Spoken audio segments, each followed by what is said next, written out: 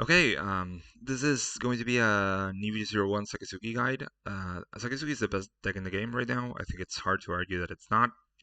It's also a very fun deck, and what makes the deck so good, in my opinion, is that it gives you a lot of options. It's a very rewarding deck to play. There's very few games where you feel like you couldn't have done anything to change the outcome of the game. Like it's one of those decks where if you lose, it feels like it was your fault and not the game's fault. And I think for a card game, that's very good. Obviously, the deck is clearly overpowered, and I'm glad it's getting banned on OPO7.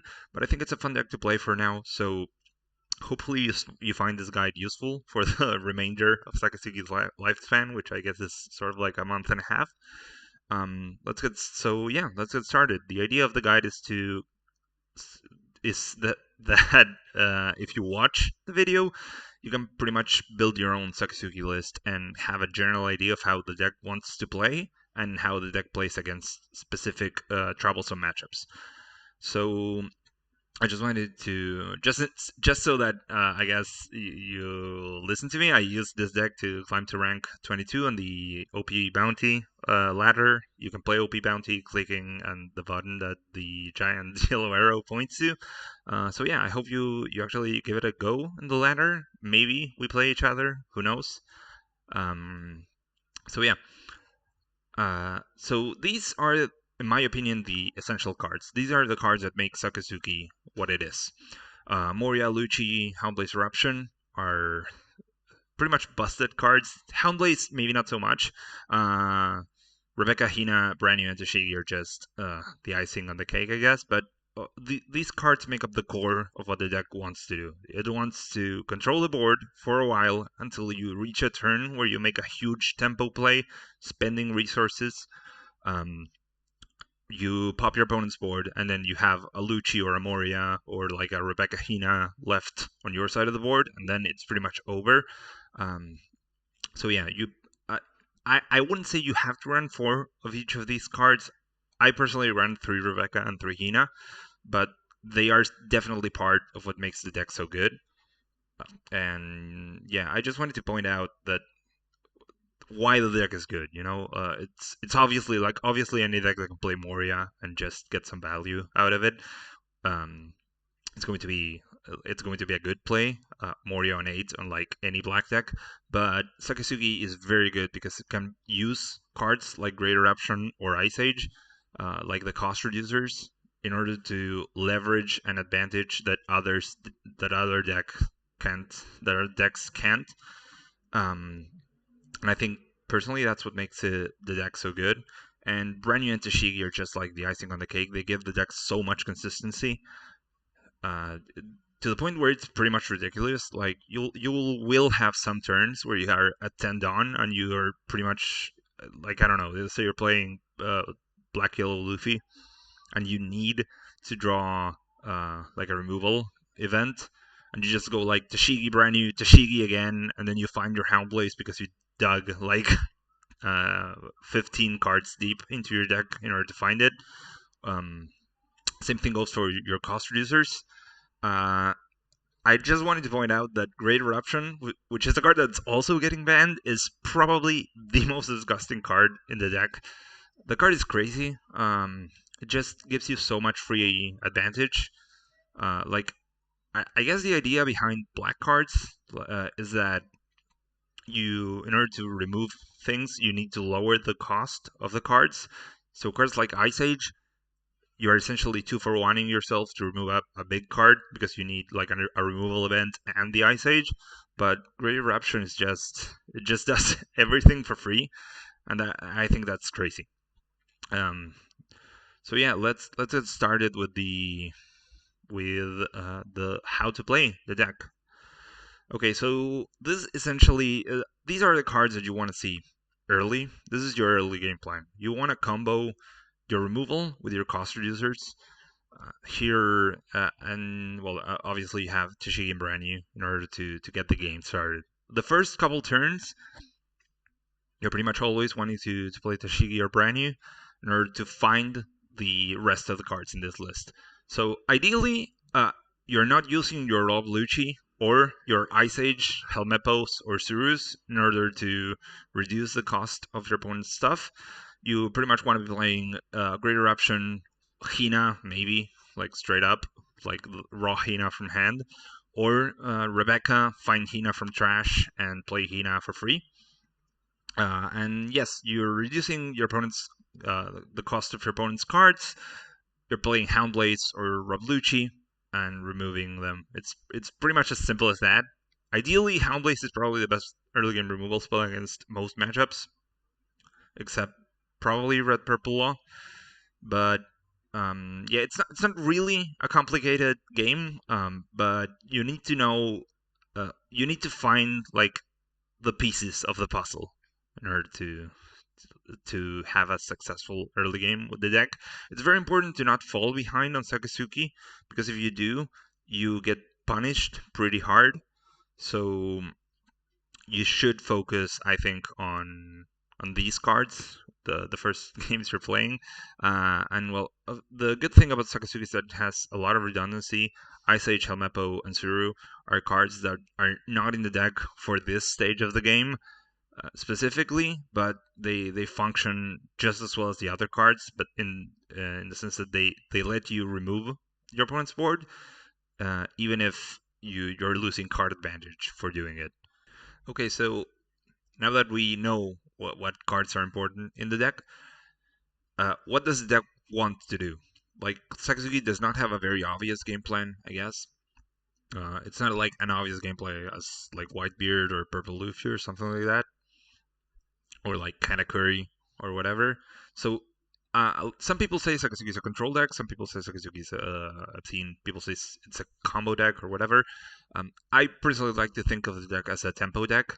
The idea behind Sakazuki is that you're using the early game to search for your combo pieces using leader ability in combination with Ranyu and Shigi in order to assemble a combo late game that's going to let you swing the tempo of the board, and then from that point onwards, you're just pretty much winning. I guess if you manage to control the board, it's pretty much game over. But yes, why do I say it's a tempo deck? Well, you're using your cards like Hina, Eruption, and actually Rebecca, bringing back the Hina. You're using those cards, the cards on the right, the cost reducers, in combination with your removal. Ideally, the events. Ideally, I guess, Houndblades, but Amano Murakamo Sword is also good enough. And if you're in a very rough spot, I guess Rabluchi in like the 6 dawn turn, maybe. You want to use these cards in the early game in order to keep your opponent's board clean.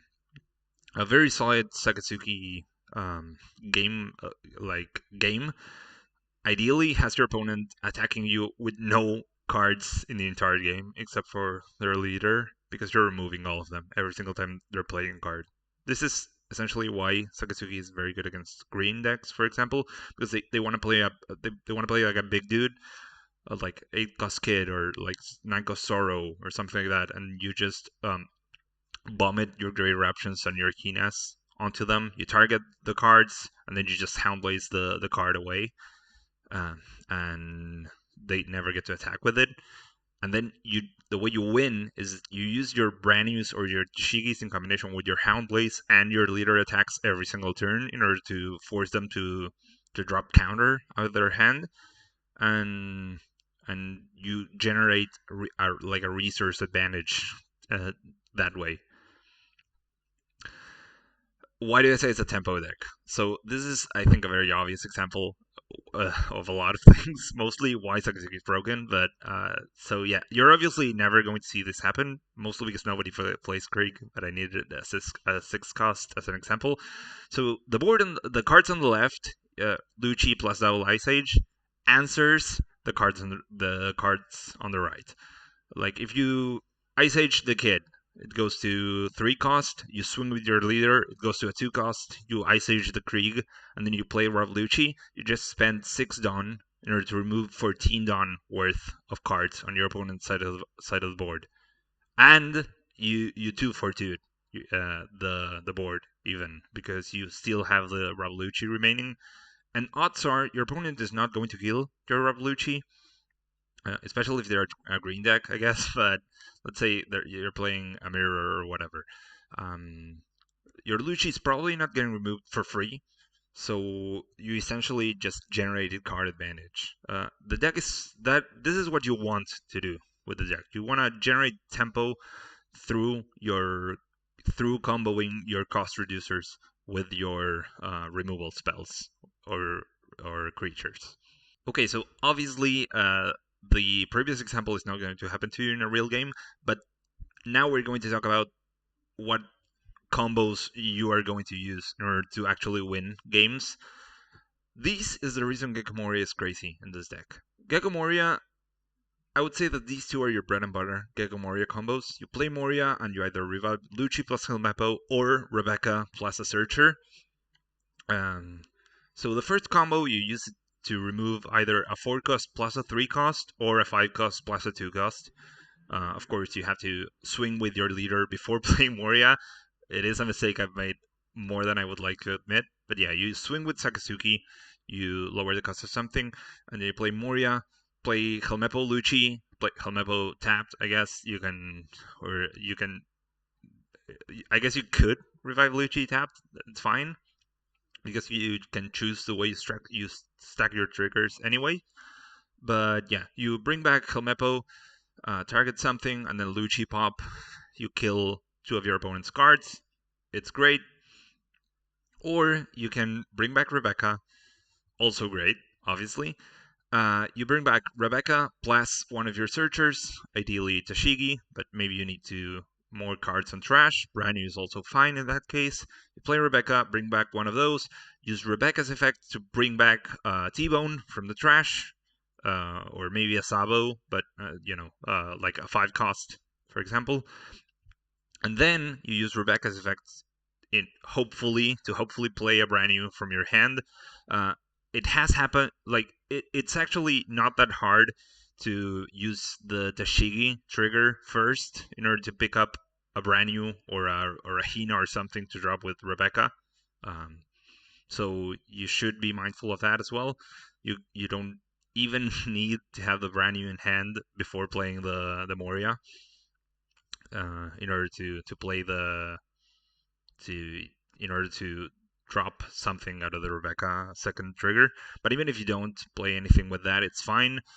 This resource loop, I guess, it draws you a bunch of cards, leaves a blocker, and the best part of it, and in my opinion, what makes Moria disgusting, you still have the Moria on board, and it swings for 9, which pretty much means that if it attacks, it's taking a life every single time, and that is great. Okay, so now these are more conditional Moria combos. You're not going to use them every single game, but they work pretty much just as well. They're very good combos. The first one, Lucci Ice Age Helmeppo for 9 Dawn, is essential when playing against Gecko Moria, the leader, because it allows you to remove Moria plus a 4 cost. I wrote down Absalom because it's typically what they are reviving with Moria in order to pop one of your guys. But so the idea is versus Moria, the Moria versus Moria battle, like the creature, the character Moria.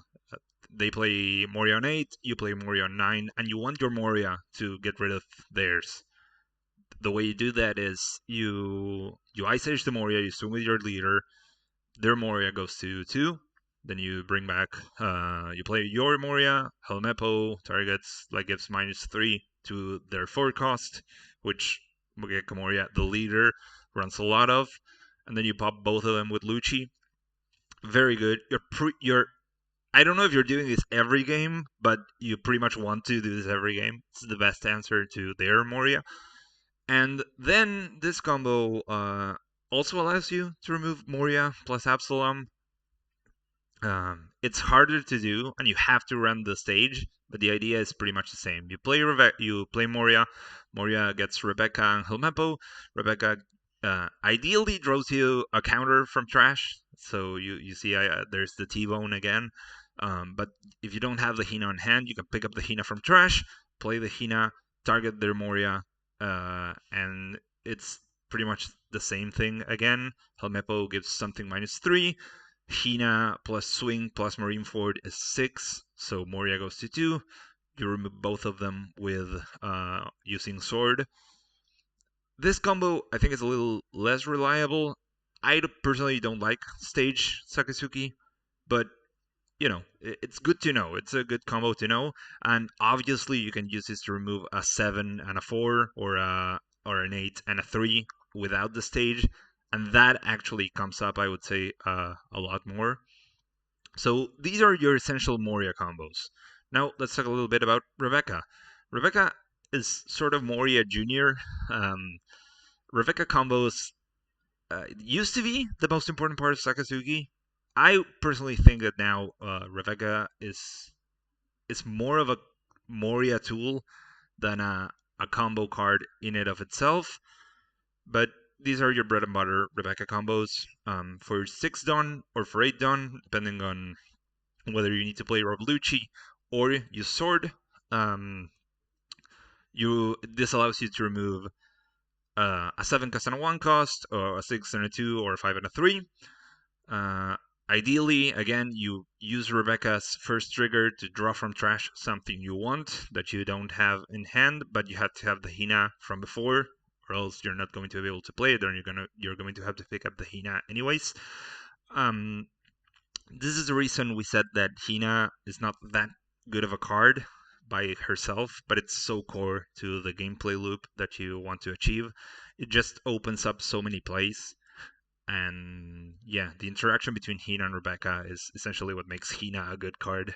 But so yeah, this is pretty much your bread and butter Rebecca combo. Rebecca combos you are going to use in situations where you either need Moria but you don't have it, or you're going to use them in order to establish early board control, especially against decks that push a lot of damage early, and pretty much red decks, I guess, that have Kid and Killer and can kill you if you try to set up for a big Moria turn and you have to act faster. Okay, so now that we know how the deck works, or what the deck. Okay, so now that we know what the deck wants to do, this is the deck list I've been playing with personally. Like, I use this exact deck list to play. I settled on this a while back, and I think it's very solid. Of course, you can make your own tweaks. The idea of the video is that you know enough about the deck in order to make your own changes and tune it to the way you like to play. But this is where I would recommend you start with. You can see that I'm only running one off. We'll talk about the Borsellino in a while, but I'm running 2 of every combo piece at the very least. And I think that's important because it allows you to make Moria plays very consistently. So Ice Age, pretty much like a given. I don't want to waste your time. I'm assuming you know what these cards do. Only to Ice Age. Ice Age is a great card. It's probably one of the best when you need it. It's probably one of the best cards in the game in this deck. But it's just pretty much extra copies of Great Eruption. Great Eruption is so good. Um, MVP of the deck, maybe, I guess. Um, Very good early game, unlike Ice Age, that makes you go low on resources. Eruption cantrips when you play it, so you can play as many of them as you want. You can even play it without targeting anything if you're desperately looking for a specific card. For Houndblaze and 2 Sword instead of a different mix, I've seen decks that run different mixes of these. Usually, Sword you're using to remove one thing anyways, unless you're playing into very specific matchups that flood the board early. But for the most part, you're only wanting to remove one thing, and maybe for free you remove like an Otama or something like that that's dead on board and it's not doing anything. So I would say 90% of the time, Houndblaze is just better. And like I said, this deck plays a very good tempo game, and Houndblaze just allows. Firstly, it allows your leader to swing for 8, which pretty much means your opponent has to take a life. But it also makes your Branius and your Tashigis and late game even your Helmeppos into actual threats. So it just the threat of Houndblaze means your opponent has to remove your your small guys, and that is very good. But additionally, you can use it to push for damage late game, which is great. You can use it to get the tempo advantage early game as well, and you're playing the game from a different point, from a different starting point, I guess, than if you were not running it. It's just a great card, best removal spell in the deck list. Well, we're running both of our searchers. Tashigi is is great because I mean, of course, it digs 5 deep and it searches for any navy card, which is most of the deck. But the card I wanted to really talk about is Brand New. Brand New, if the best card in the deck is not Great Eruption, then it's definitely Brand New. Brand New is just so good. Most of the time, when you play it on 2 Dawn or 3 Dawn or whatever, this card pretty much reads 2 Dawn, draw 3. It's just, it is actually that good. Now, you're probably saying, well, it doesn't pick up Moria, it doesn't pick up Sabo, it doesn't pick up Rebecca, and these cards you really want to see. And that is true. Um, but, well, it also doesn't pick up Rablucci, but it doesn't matter. The card, like, Sabo, you can bring back with Rebecca anyways. Rebecca, you want on your trash because Moria revives it. Same thing goes for Rablucci. Like, it's crazy how good Brand New is.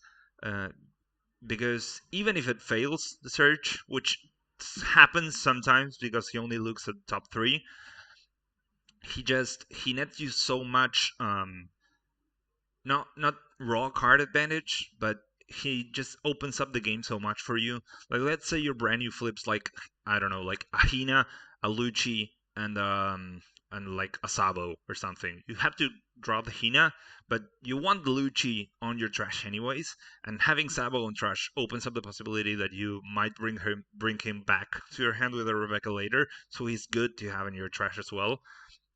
Like I'm saying, I wouldn't underestimate how good this card is. Like I don't think it's possible to oversell how good Brand New is. It's definitely um, well, actually, I think it's the best card in the deck, but it's up there with Greater Option. It's just so good. I'm running 2 Helmeppo. Helmeppo, you don't really desperately need to run 2 off because you can pull off most of your Moria combos with Suru, but it's nice to have the redundancy, and the extra 1 cost lowering comes up quite a bit, actually. Also, Helmeppo has counter, only 1000 counter, but unlike Hina, he's not dead on hand if they're swinging at you, so I think he's good as well. Um, we have 3 Hina. Hina's great. You only need to see one of her, and you're pretty much you're sometimes hard playing her, but most of the times you're just bringing her back with Rebecca's effect. So she's pretty much there in the deck only for that. However, she's very good to have in trash. Um, you will have a lot of games where you play Tashigi or Brand New early, but not Brand New specifically. You where you play Tashigi, uh, because Brand New trashes Tina automatically. But um, you're playing Tashigi, and sometimes you will want to grab Hina just to trash her with Sakazuki's effect, so that she's on trash. Um, and well, if you play Brand New and you flip a Hina, it's like you drew an extra card because Hina is actually better to have on trash than in hand, just so that she enables your plays. Now, the 4 costs. I'm running 2 Kusan and 1 Borsellino, and well, obviously 4 Revolucci, but we'll get to him. Now, why 2 Kusan and 1 Borsellino? Kusan is a weird card because he's insane against yellow. Probably the best card in the matchup.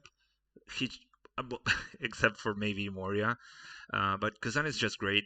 He is card advantage because you play him and you draw a card. You can bring him back with Moria in order to draw a card as well. If he lives on most matchups, it's just insta win for you because then that means that you can protect him with a blocker, remove everything that they play, and then it's game over. The only reason we're running 2 is that you don't want to see him every matchup, and he's a bit bricky. And this deck, as you can see, runs a lot of bricks. Like none of your events have counter, None of the three Hinas don't have counter. Four Revoluchis don't have counter. Four Morias don't have counter. Even with the deck filtering ability that Sakazuki has, I think two Kusan is enough. But you could definitely convince me to go higher on the count of Kusans that you're running.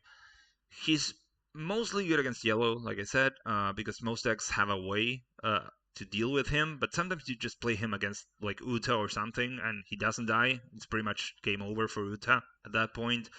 You can use Moria to bring him back, like I said. He's just very good. Borsalino, on the other hand, he has counter, so he's not as bricky. I'm only running one of him because he's just sometimes okay. Like sometimes you want to play him. He's good against Yamato specifically, I guess. But so is Rebecca. Like Rebecca and Borsalino against Yamato are exactly the same card for the most part. And Rebecca's just so much better. And as you can see, we're only running three of her. Um, I'm only running one for that reason. Like on some matchups, some games, sometimes you see him and you want to play him, but I wouldn't fault you for swapping him out for an extra Kuzan or like the fourth Rebecca or maybe the fourth Thabo even. Um, but he's fine. He's solid. He's a menace. He's obviously a very good blocker, but I just think the deck space is very limited in this deck, and it's a bad meta for Borsalino, mostly because Sakazuki exists. So yeah, it's the Borsalino's worst enemy is this deck because he just gets removed for free, and you really cannot afford to have that happen. Like if you are forced to play Gusan on 4 in the mirror or against Moria, it's all good because Kusan cantrips himself. Borsalino is very good against Moria. Like he's an okay card against Moria, but against Sakazuki, you're just giving your opponent like a free removal target, and that's not good. Now we have Revolucci. I've seen decks cut one Revolucci. I wouldn't recommend it. Revolucci is just it's pretty much as important as Moria in this deck, and the reason he's just as important is because he enables your Moria combos, but specifically because he allows you to do the 8 Dawn combo that we talked about before. You can play Moria, Helmeppo, Lucci. That is your bread and butter. You want to see that every game. That is what you're going to be doing most of the time. He synergizes perfectly with Ice Age. He synergizes perfectly with Great Eruption. He synergizes perfectly with Helmeppo and Hina. Rablucci is just great. He's also he's also Atmos in stats. Atmos the card or Sphinx or whatever you want to call him, the vanilla for 6K. Um, and it's actually insanely relevant how big he is. Like he's a threat. Sometimes you just play him and he stands there in the board and swings for 6 every single turn, and that's just enough sometimes. Like he's just a very very pushed card, and you can definitely tell when playing this deck that that's the case. Rebecca, we're running 3. She's essentially Moria number 2, but she enables the Moria combos where you play Moria and then you bring back Rebecca. She's great, and additionally she has this added value that in the late game you can play her, grab a Sabo from your trash, and then play Sabo, and you have 2 blockers that cannot be KO'd by effects. Also, doesn't happen as much, but you can technically play Rebecca, grab a Kusan, play the Kusan for 8 done, and it draws you an extra card. Card advantage is hard to come by in this game, and Rebecca is free card advantage. She also blocks, which is most. I mean, it's not she's a zero damage blocker, so she blocks only one attack. But she's just actually that's pretty much more than enough for this deck because your opponent's going to be spending most of their dawn playing things because you're going to be removing them constantly. So yeah, that's pretty much enough. Also, she has counter, and the cards that combo with Moria and have counter have some extra value because even if you don't have the time to set up your Moria properly, when your opponent swings at you, you can just trash your Helmeppo, trash your Rebecca, trash your brand new, and then use Moria to bring them back, and that's good enough. I'm running 3 Sabo, which I guess is more than most lists run. Sabo is very good for a couple situations. He's very good against Moria or against Sakazuki the turn before Moria drops because it insulates your board against their Moria combo by bringing back Lucci. So if you're forced to play first, Sabo is good on 7 Dawn. Very, very good. Um, he's good at that, but also he's very good against yellow. And being very good against yellow is good because he allows you to play a very he allows you to he allows you to play against Katakuri in a very aggressive manner if you want to, without the fear of getting high rolled out of life and losing instantly. And I think that's very important. He also cycles your hand for free, obviously, and that's great. But I think most of the value that Sabo offers comes from the fact that he's good into the black matchup and he's good into the yellow matchup. I'm running 3 because you can search for him. Like if he was searchable, I would probably run different numbers, but I think 3 is a good number to run. Um, for Moria, obviously, best character in the game. He's a huge tempo swing when you play him, even if you're reviving crap. Like let's say you play Moria, you revive like Borsalino and brand new, and you draw a card. He's an 8 dunk character that revives a 6k blocker and draws you a card for the brand new effect. Obviously insane. He brings back your Kusan in the yellow matchup. Um, he brings back Lucci, who swings for 6 next turn. So even if your Lucci's not popping anything when he gets brought back, which is very weird, but might happen, he's just like a 9k that vomits a 6k onto the board. He demands an answer, which is obviously very good. He swings over all of Uta's blockers. Like he kills 8 cost kid by attacking into him, which might come up. He's just insane. He's again a very pushed card, and we're running 4 Surus and 4 T-Bones. And I wanted to point out specifically 2 things with the counters in this deck. This deck is very good because most of the cards in the deck pull double duty because they're played as standalone good cards and combo pieces. And the same thing goes for Suru and T-Bone. Suru combos with Moria when you don't, or Rebecca, I guess, when you don't have Helmepos on trash. They just bring back Suru, and instead of giving something -3, you give it -2, but it's pretty much the same idea. And most of the times, it is fine if you just do that. So she's essentially copies 3 through 6 of Helmepo, and T-Bone combos insanely with Rebecca. Obviously, T-Bone's effect, like you used to run Virgo before EB-01, and Virgo was good enough, but T-Bone is insane. You always want to have one T-Bone in trash. He's crazy good. You play Rebecca, you use Rebecca's effect to grab T-Bone, and that essentially buys you one free attack. So that Rebecca blocks an attack, that's 1 life that you're not losing, and then your opponent has to swing at you for at least 7, and they might not be able to because, like I said, you're removing their entire board every turn, so they have to play something, or else they're never killing you. T-Bone is just insane for that, mostly because of that. Sometimes you play him to use the effect. Very weirdly, yeah, I mean, not very weirdly. I think that's a very weird spot to be in where you have to play him, but his effect is relevant, so that's nice as well. But T-Bone might just as well be Virgo. He's just like a 2k counter that you can grab with Rebecca, and that is, I would arguably say, makes him even better than Suru. But so that is my deck list. Now we'll talk about other cards that you might want to add to your deck that I'm personally not running, but are not bad cards to have. Let's start with the stage, Marineford or Navy HQ. I'm not sure what the correct name is for the card. Um, but yes, stage. Now, there used to be, before EB-01, there used to be stage Sakazuki, I think was the term that the internet had for it. Sakazuki, where it was a deck where I mean, it was the same deck, but it was a build of the deck where you, instead of running the cost reduction cards. You ran Marineford and you relied on Marineford to make combos. I guess the idea was that it was debatably better into the Moria matchup. I personally didn't think so, but it allowed you to run more remove copies of your removal events, which is obviously good. It freed up your deck space, which, as we saw, is very tight in this deck.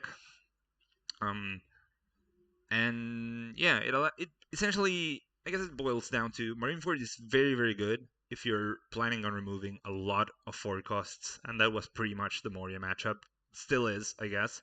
The reason for that is just you get to reduce -2 to your opponent's characters instead of -1 with just your leader ability every single turn, which essentially means Houndblaze removes a 4 cost for free.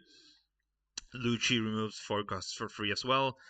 Um, I am seeing less of that, but I am seeing a lot of Sakazukis that just splash like a couple of copies of Marineford, 1 or 2, instead of like an extra Ice Age or maybe like an extra Great Eruption.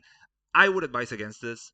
I think Ice Age is just way too valuable in some matchups to remove, specifically in the Moria matchup, I guess, paradoxically. And Eruption is just it's just so much value. The difference between having your cost reducing card just reduce cost or reduce cost and draw a card is uh, is so huge that I don't think cutting any of the cost reducing events is worth it. I also don't really see that much value in Marineford in general. But it's definitely an option, and I think it's a fine option. I personally don't like it because I just feel like most of the times the only time you're using the cost reduction effect in most matchups is just when you play the card, and you're using it mostly as a greater option that doesn't draw a card. And I think that a greater option that doesn't draw a card is not a good enough card to have. You might as well just run an extra Ice Age, and get the added flexibility of being able to remove like a huge dude instead of just a small one. 7 cost Borsalino. 7 cost Borsalino is weird because the card is insane. Like, it's a very good card, but Moria is just so much better, and you have enough late game between Moria combos and Rebecca recycles. It's to the point where I don't think you need more big threats, like the Borsalino, in order to close out the game.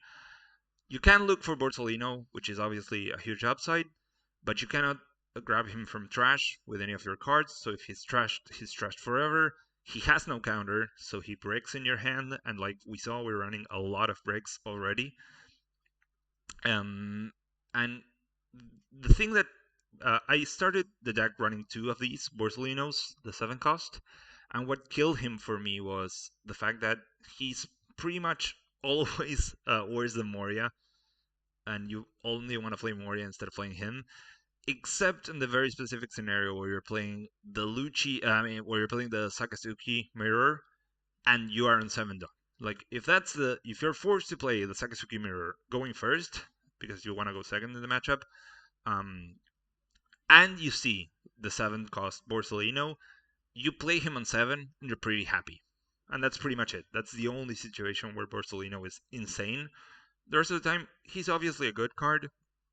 Like, don't take don't think I'm saying that this card is bad or has no place for you, or should never be included in the deck or anything. I think the card is very good. I just don't think you need it, and the opportunity cost of not running something else is very high.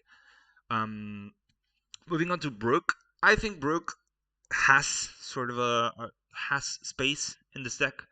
Um, Maybe as a one off or as a two off. He allows you to pull off some nasty combos by playing Moria, reviving Rebecca. Rebecca revives Brook.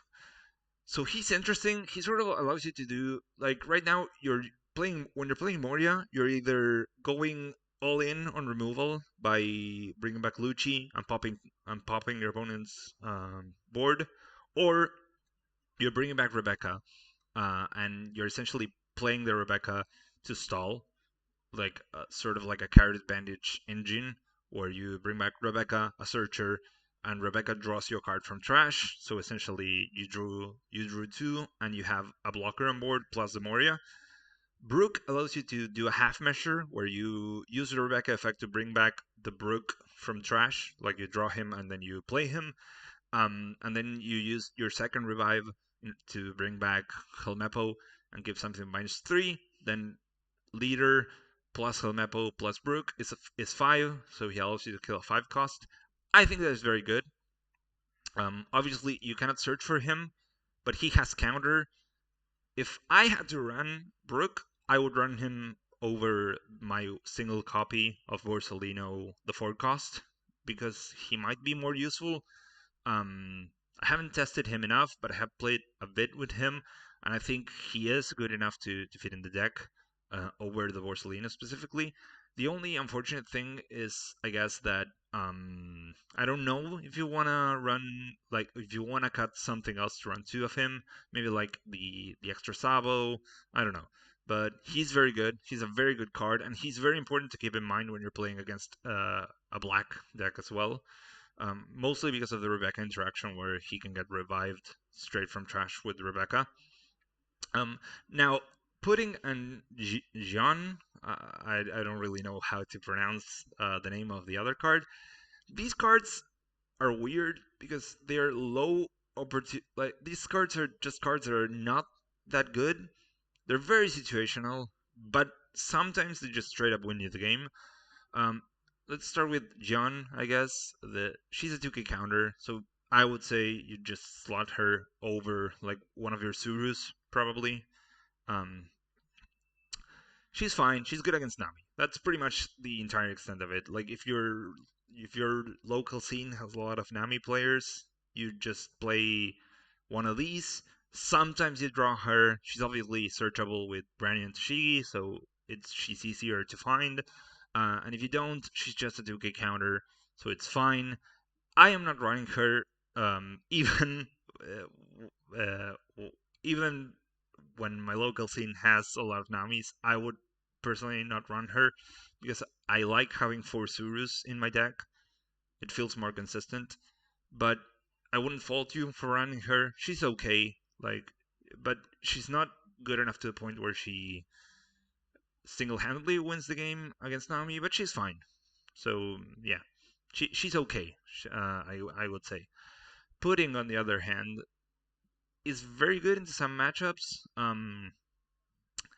My main problem with Pudding is she's not searchable. You cannot grab her from trash with Rebecca because she's a blue card. Um, and that is pretty much it, I guess. You can revive her with Moria, which is obviously fine. Yeah, if your opponent's playing very greedy, then I guess you can play her. But she just she doesn't slot into the game plan that the deck wants to be doing, and I think that that's just very bad because even if the card is good on its own, she's not a good card for the deck, I guess I would say. But obviously she has counter plus 1,000. The fact that she has counter pretty much means that she's very decent to run. I personally don't like her, but to each their own. Okay, so mulliganing with this deck, I think is pretty easy. I mulligan for Toshigi and or brand new every single game. Brand new is obviously better because of what we talked about before. That brand new essentially draws you 3 cards instead of one, but either of them is fine. The reason you want to mulligan for these cards every single game is that they fix your combos. Like if you have the Hound Blaze, you need the Eruption, and if you have the Eruption, you need the Hound Blaze. These are essentially one or the other, and they're the one you need. But additionally, they have added value because they build board, and like we said before, if you're playing Houndblaze to remove something, these attack for 5 or 6, and that is very, very, very important in most matchups. So yeah, that's pretty much all you need to know, I guess, when it comes to mulliganing. However, using your leader ability is different. Now, a very easy mistake to make is when should you use your leader ability? I think you use it every single turn. You always use it. Going first, turn 1, you use your leader ability. if you have your hand and your hand is very, very good, you still want to use it. There's very few cases where not using your leader ability is correct. So when in doubt, I would say if you're doubting whether you should use it or not, just use it. Um, because you're probably making a mistake if you're not doing it. Now, I have categorized all the cards in the deck into better and trash, matchup dependent, trash multiples, or pretty much never, which means pretty much never trash, obviously. Um, there's only one card that's in 2 slots, which is T-Bone. We'll talk about him specifically, but better and trash essentially means the first time you see one of these, straight to the trash. You want these cards to be in your trash pile. You want at least one of them, I guess.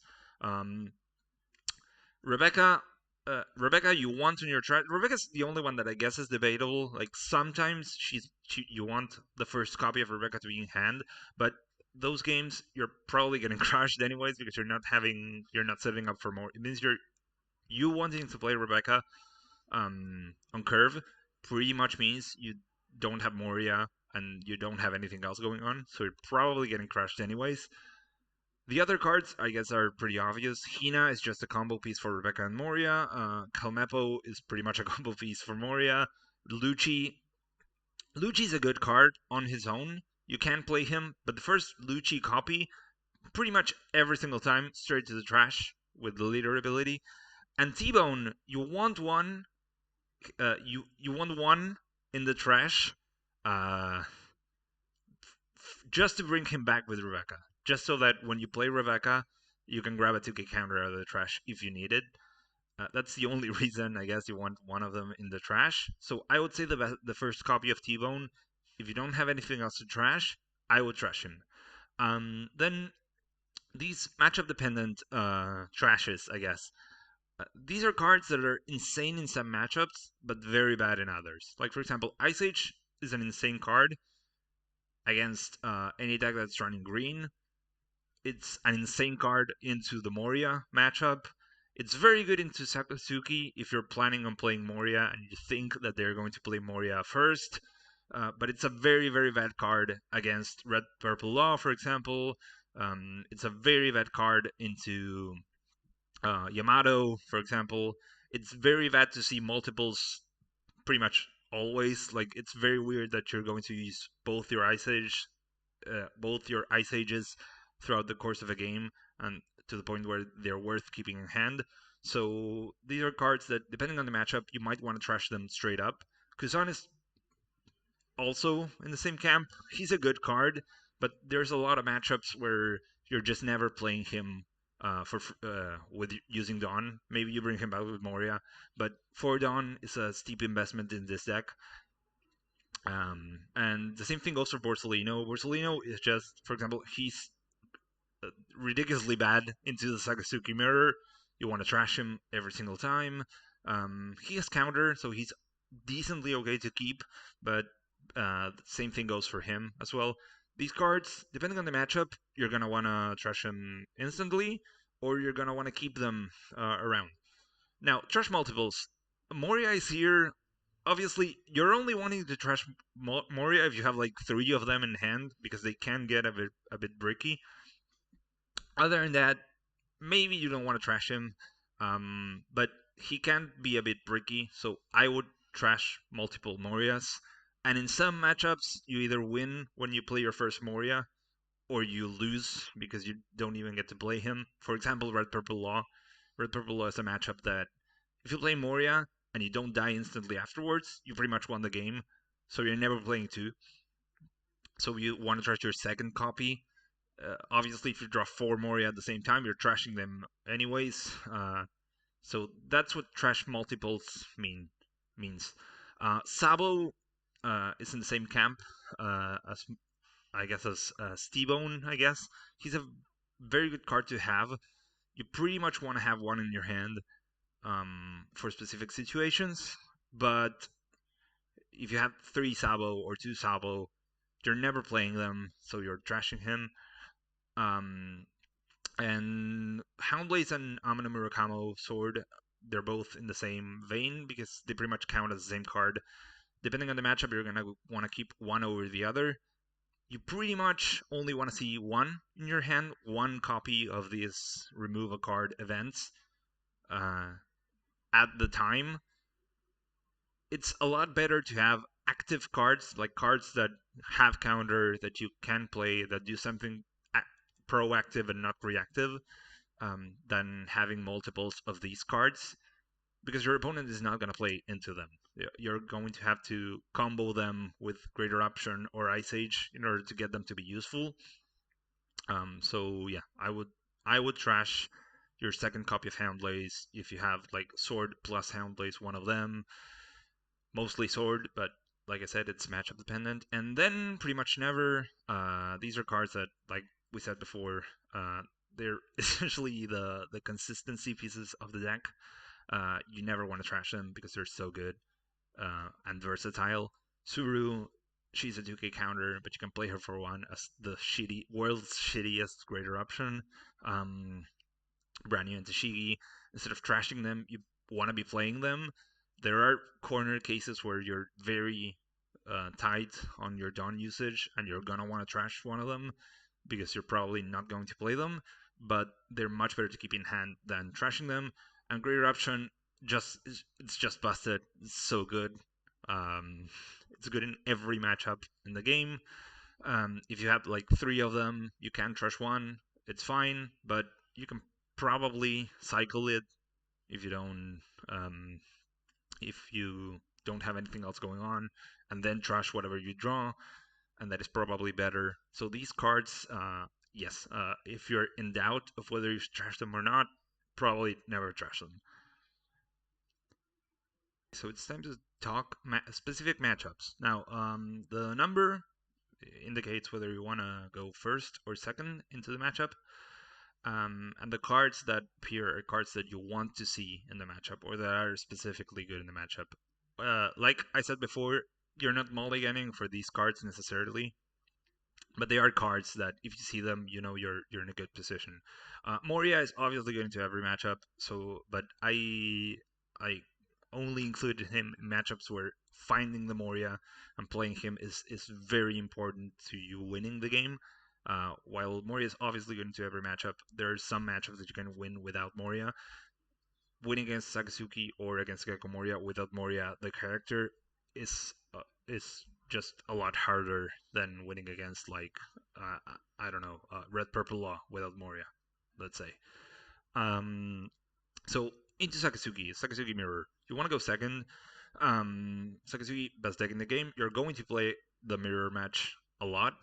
Um, Now in this matchup, Moria is obviously very important. It's pretty much Moria, the Moria game. You play Moria to answer his Moria, and he plays Moria to answer your Moria, and then some at some point somebody runs out of cards in hand or doesn't have the combo pieces that they need, and they lose the game. The the only the only clarification I wanted to make for this matchup, like it's not a crazy matchup to play in terms of playing differently. It's pretty much your standard Sakazuki gameplay. There's two things to keep in mind that you want to know about. One, Brand New and Tashigi are obviously very very good cards, but they get better into Sakazuki because your opponent is going to remove anything you play. Um, like literally any card you play, they're going to remove. But Brani and Toshigi sometimes stick around because your opponent does not want to waste a card to remove them. Like, and you don't want to be doing that either necessarily. Like, if you play a brand new, you draw a card, and the brand new is probably sticking, and he allows you to use your Hound Blaze to actually deal like a substantial hit into the opponent's Sakazuki. So yeah, same thing goes for Tashigi. Obviously, these cards are very good. They replace themselves when you play them. They set up your trash or they find your combo pieces. And like we said, they have the added benefit of being able to attack with your free Dawn that you're sometimes not using in Saksugi because you don't want to play your medium-sized threats. You only want to play like big tempo swingy cards so that you can try and force your opponent to leave something alive. The clarification on the right, don't play these on curve versus Saka, is pretty much what it sounds like. Kusan is less of a disaster, but if you're playing Borsellino, he is getting bottom decked 100% of the time. Do not fall into the trap of thinking, well, maybe my opponent doesn't have sword or he doesn't have hound blaze. They are going to have the card, and you're going to have wasted 4 Dawn, and you're going to be behind. So you pretty much never want to play Borsellino on curve. He's fine to play late game, I guess. He's gonna get removed anyways, but if you play him in tandem with something else, he might live. But yeah, he's just very, very bad into the Sakazuki matchup. And Kuzan, on the other hand, at the very least, Kuzan replaces himself when you play him.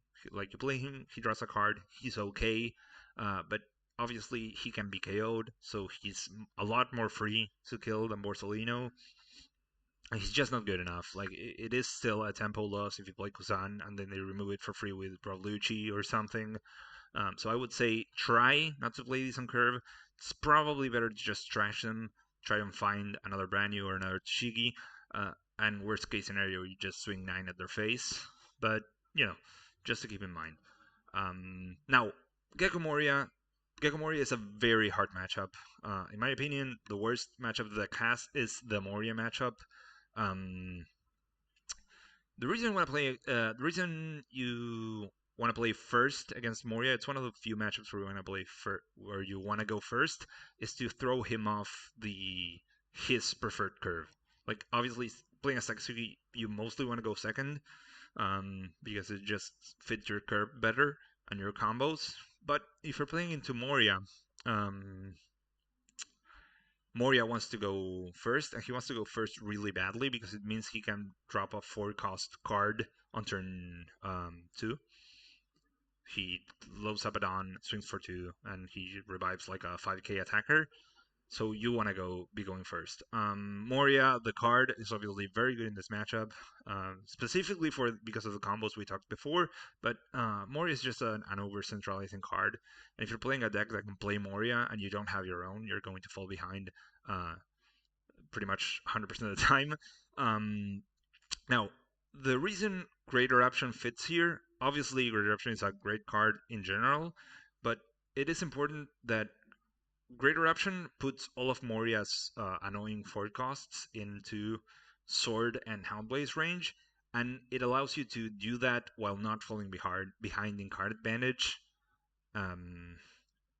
So that's why I'm clarifying the card is specifically in this matchup. Borsellino, obviously good because he cannot be KO'd. Now, Sword and Houndblaze are extra added value in this matchup because if you KO a card, Moria brings it back, but if you bottom deck them, maybe you're throwing your opponent's Moria. Maybe they only draw 1 Perona, they cannot Perona you again.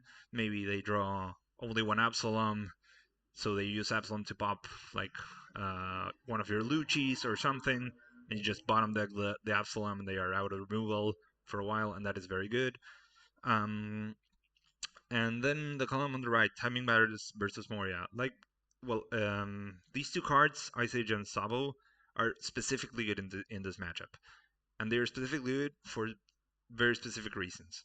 Sabo, it's not that the cards are bad; they're obviously good, but Sabo you want to see on the turns when you're at 7 Dawn or when you're at 8 Dawn, but you don't have Moria in your hand. Not only he draws you into Moria, which is obviously very good because Moria is the best character in our deck and he enables our combos, but also because if you play Sabo, Gecko Moria, the leader, is worse at abusing Gecko Moria, the character, than you are as Sakazuki. So if you play Sabo before they play Moria, you're pretty much making their Moria infinitely worse because they cannot KO your board, and you have a blocker that's decently huge. So he's very good if you're going first on the 7 Dawn turn, and like we said before, if you're going second on the 8 Dawn turn if you haven't found Moria yet. Ice Age, on the other hand, is very good to play in conjunction with your Moria to get rid of his. So Ice Age is a card you want to combo, you want to make fit into your Moria combo. Ideally, you want to go first on 7 Dawn, you play Sabo, on 9 Dawn, you play Moria plus Ice Age, and you do the combo that we talked about earlier, where you use Ice Age into their Moria, bring back Helmepo Lucci, KO his board, and at that point, if everything works out for you, you're probably generating enough of a tempo advantage to the point where you're then pretty much riding freely the Moria train into the win. Now, Red Purple Law, Katakuri, Enel, and Yamato. All these are decks that you're probably going to see more than a few times because they're very, very good decks. I think you're favored into all of them. Yamato is sort of tough. I mean, depends on the Yamato variant. We'll talk about Yamato later. But let's start with Red Purple Law. Red Purple Law, probably the second best deck at the moment. You're going to play a lot of Red Purple Laws. I like to go first into Red Purple Law so that he has one less attack. I am not 100% convinced on this. Like I'm willing to take arguments to the contrary, but I think you should be going first into Red Purple Law. At the very least, I prefer it right now. Now, the way you win into Red Purple Law is you draw your cost reducers in conjunction with your events and Lucci. Moria, like if you manage to play Moria, then obviously great. But ideally, the game you're probably already knowing if you're winning or losing the game before getting to a dawn.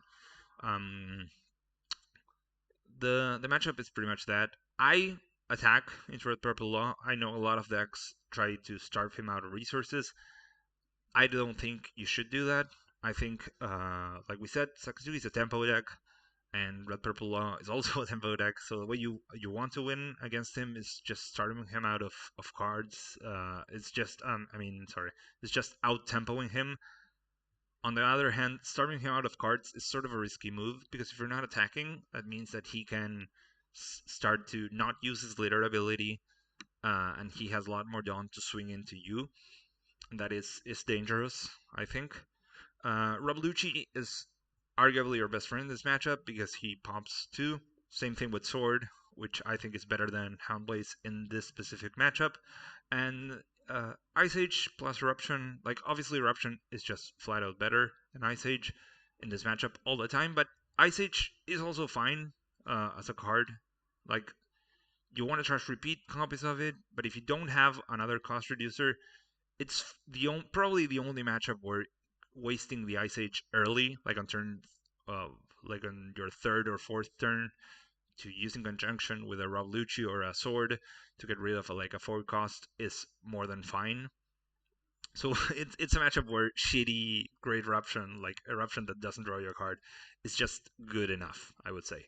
NL is not a hard matchup to play. I think there are a lot of NL variants running around. I think there's the aggro NL list that I think is a little bit tougher to deal with, and then there's the full-on control NL starts you out of resources variant. Um, in any case, the way you play against NL is very simple. You just want to play Kuzan, and if he kills it, you bring it back with Moria.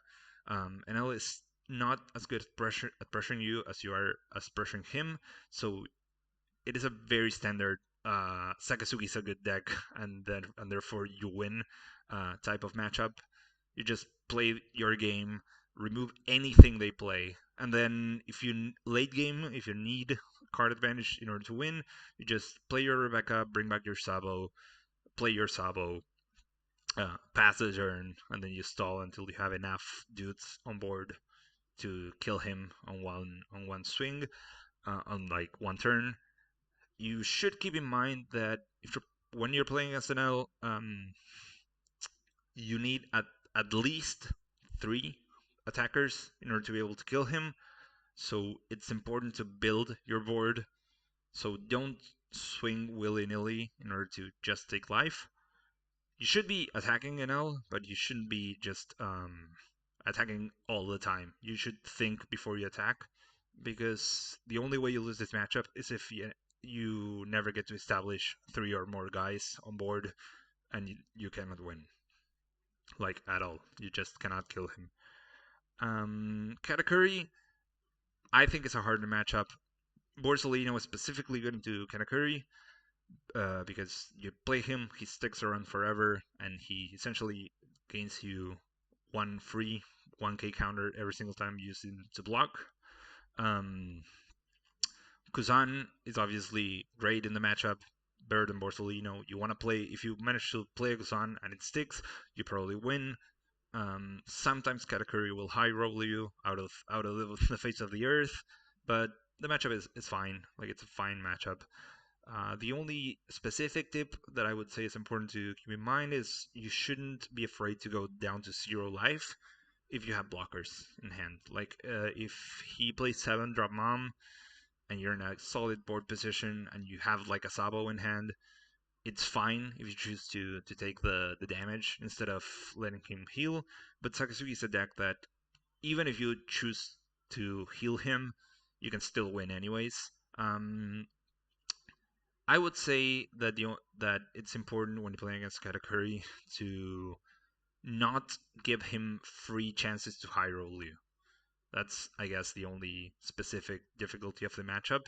Like, if you don't need to attack with your leader and you have no characters to attack, sometimes you just want to not hit him, because if you hit him and he hits like Okiku out alive or like Charlotte Cracker, then he destroys you on the backswing, and that's the only way you lose. Don't be afraid to play the long game into Katakuri, even taking into consideration that he has Big Mom, because you're probably winning the long game anyways. Now Yamato. Yamato is one of those matchups where I'm not sure if you want to go second or first, because it depends a lot on the match on the Yamato list, and you're probably not knowing what Yamato list you're playing before the game starts. I think you want to go second anyways, but like I said, I'm open to being wrong. So if you have a different opinion, please leave a comment. Now, Yamato is probably the only matchup where you want to grab a hold of all the 2K counters you can have. Um, Now, Yamato, there's 3 main Yamato lists that I've seen flying around. You have Fortress Yamato. Fortress Yamato is pretty much a free matchup. It's very easy. You remove everything they play. So I'm not going to talk a lot about Fortress. Then you have Sky Island Yamato that runs the Okikus, the Shuras, the like sometimes runs NL, I guess. Well, maybe New Ace. It's sort of like a mid-rangey Yamato list. Sometimes runs Momonosuke to uh, to look for like the Land of Wano package cards. That Yamato list, I am sort of scared of. It's probably the best Yamato list into you, because it can play a little bit longer, a little bit of a longer game. Um, it can high roll you by pulling Okiku out of life, and yeah, it's just it's just hard. And then finally, there's the full-on aggro, all the triggers, yellow, like only yellow Yamato. That is also very very hard. I would say the way you win against Yamato is you force him. You play your block. Essentially, I mean, I want maybe I'm making this harder than it needs to be, but you want to see your blockers, so your Rebecca's, your Sabos, and your Bortolino, I guess as well. But Rebecca and Sabo are obviously stronger, because the way Yamato beats you is she just loads up on a bunch of Dawn and swings at your face. And if you have to counter out of every attack, you're gonna run out of counter even if you draw all your 2Ks. So you want to see your blockers. That's pretty much it. If you see your blockers, then one of two things happens. Either Yamato has to spend Dawn to turn your blocker sideways, or you just block the 9K swing with Rebecca, and you're very happy and you win the game. So I wish there was more tips that I could give you, um, but that's pretty much it.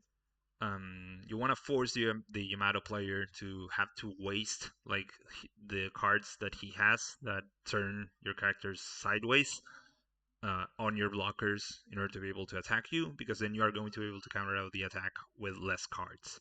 Sometimes Yamato high rolls you and you lose. That's just the game. I mean, it's a card game. It happens, obviously. Um, but yeah, I don't think it's necessarily a disfavorable matchup. And I do think, however, that if Yamato swings 9 at you at the start, you should not counter out of that because he might swing at you again for the same amount next turn with Onami.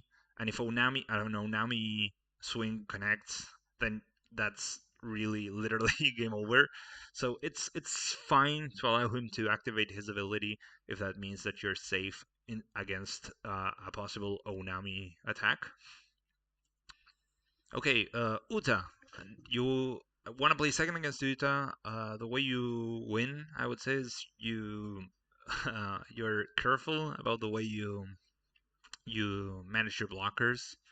But she's a green deck, and like every single green deck, she just falls flat to Ice Age plus Moria. You should keep in mind always that she has a possibility of swinging like 25 times with using I'm Invincible, but you shouldn't. If you play a solid early game and you are mindful of the way you play your cards in order to maximize card advantage, you should be able to win pretty easily. Sabo is here because he allows you to swing with your cards without fear of them getting killed with the 2-cost event, the Backbite. But it's one of those matchups where you just play your game, you play the Moria, and you win. Newgate is pretty much the same thing as Uta, I guess, in that sense. You just play your game, remove everything they play.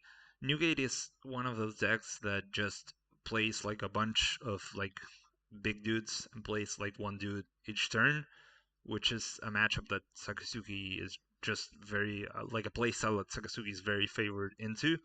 Um, you should be mindful that sometimes Newgate just draws a lot of rush characters and he bashes your face in.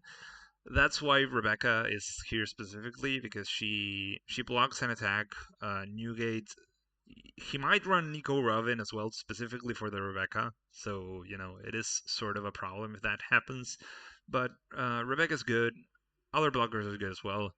But just playing a blocker that draws you a 2K counter as a trash is just very good. And at some point in this matchup, you play the Moria, and then he has a turn where he plays like the Whitebeard, like the 9-cost Whitebeard, and you just Ice Age the Whitebeard, and the game is over.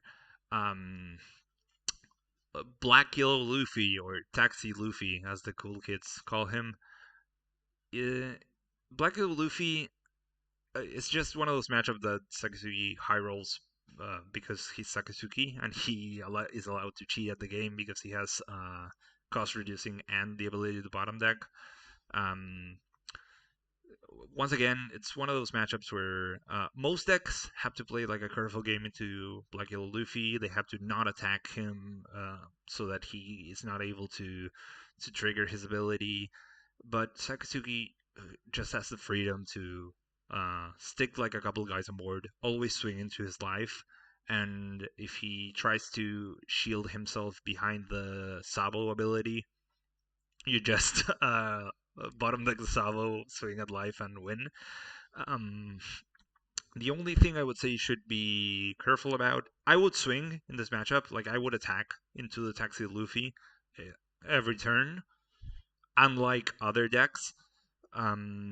The only thing that you should be keeping in mind is to not put him in a position where he like if he's at 1 life, you should not attack. That's my point.